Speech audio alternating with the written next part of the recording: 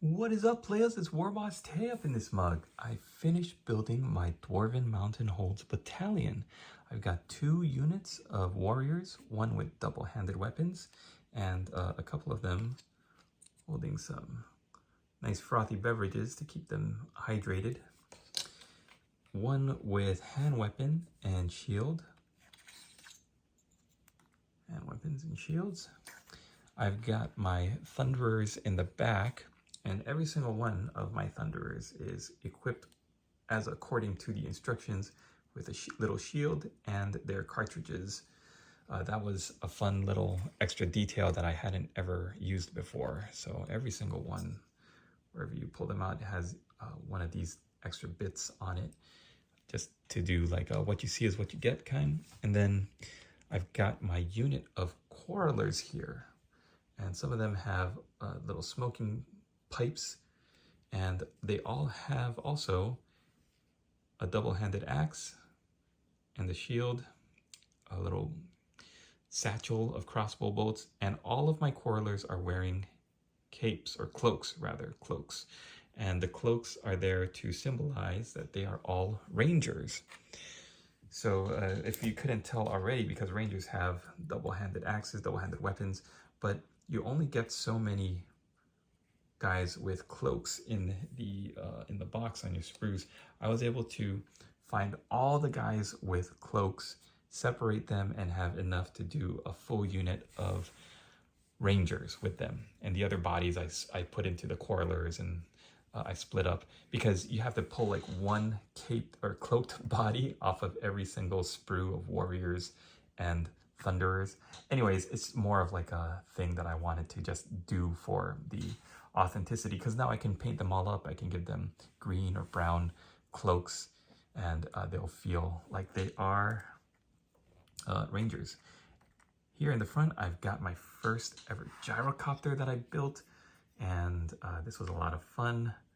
And especially because the last time I built a gyro anything, it was a gyro bomber that I really did not enjoy building at all, because the rotors were so finicky, and they come in so many different parts. And I wish that it wasn't as overly designed as it was when they came up with these 2 machines.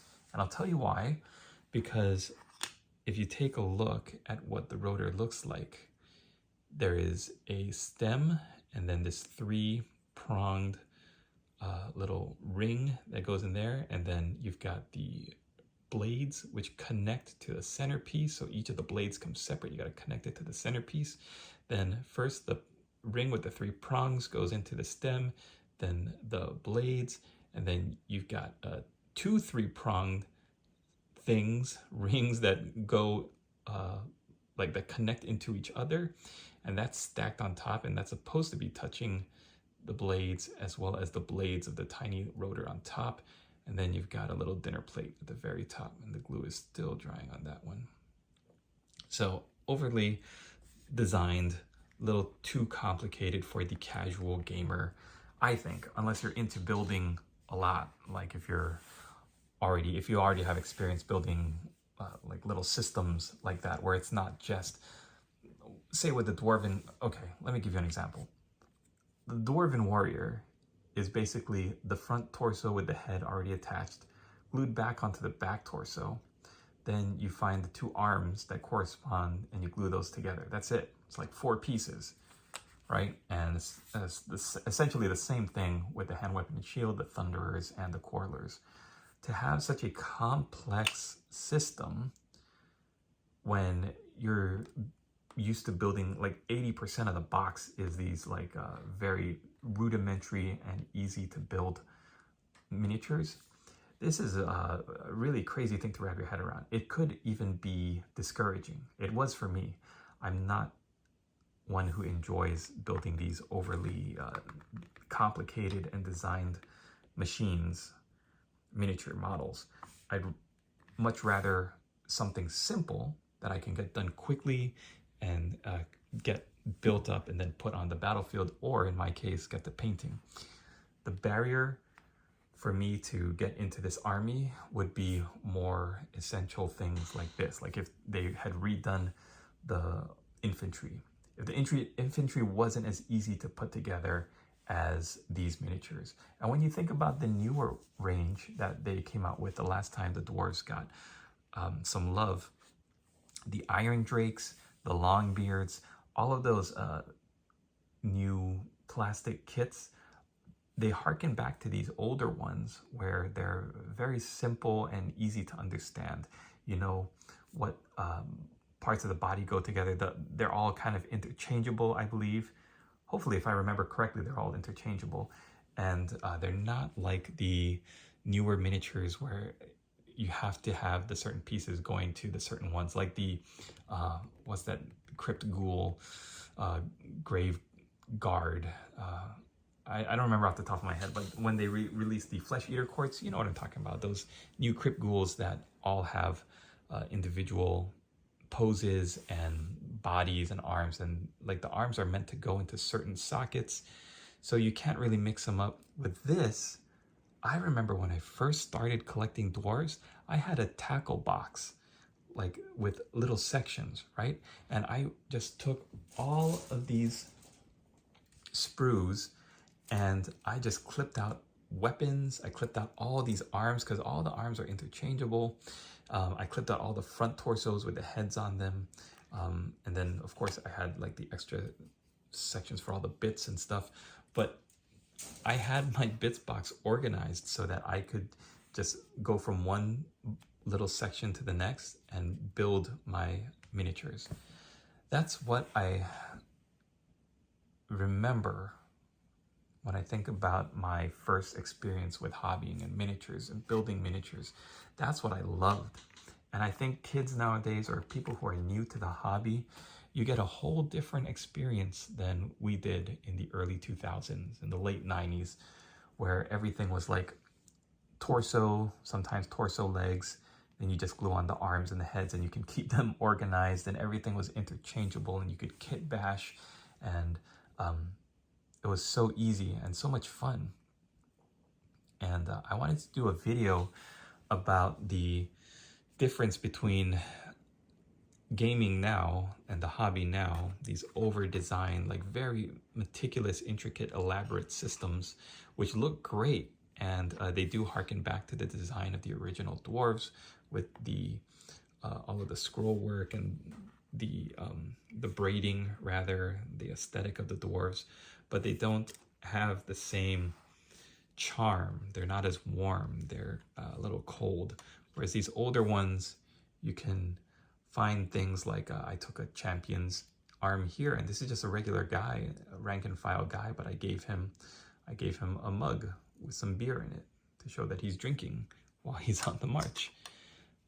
I remember I did a video like years and years ago about how there were only metal miniatures for the hammerers. And what I did was I took the hammers of the hand weapon and shield guys, and I did a video where I showed how you could cut off the hammer heads and clean those off, and then you can cut off the axe heads and clean those off, and you can put the hammer heads onto the axes, and all of a sudden you've got hammerers. Of course, they didn't wear the same armor, but if you're in a pinch and all you had was the regular guys, then it was a way to creatively do a workaround to get what you wanted. And I think our hobby is missing a little bit of that now, especially with the YouTubers not, I think like YouTubers now in the hobby especially are all about the entertainment. And I think I saw a good video the other day about, like, if you want to be successful in YouTube, you either have to entertain or provide information like gossip and rumors and like surface level information things, or like reviews or unboxings, or you have to provide education.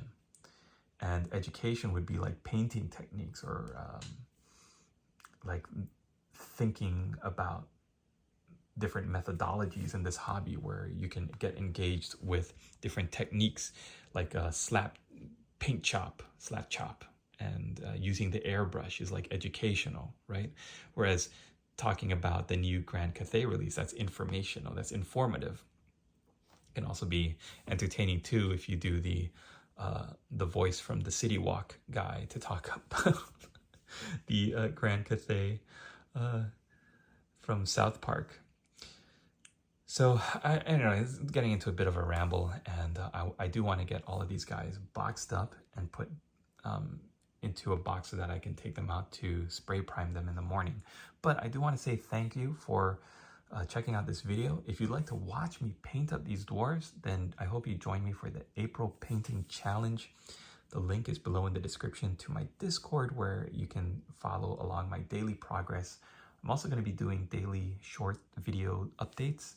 And if you enjoyed any of the content that I produce, whether it be my books that I'm writing, my ebooks, or the videos that I've been making recently about the lo-fi music to chill and paint and relax to, then I hope you support me either on Patreon or Ko-fi.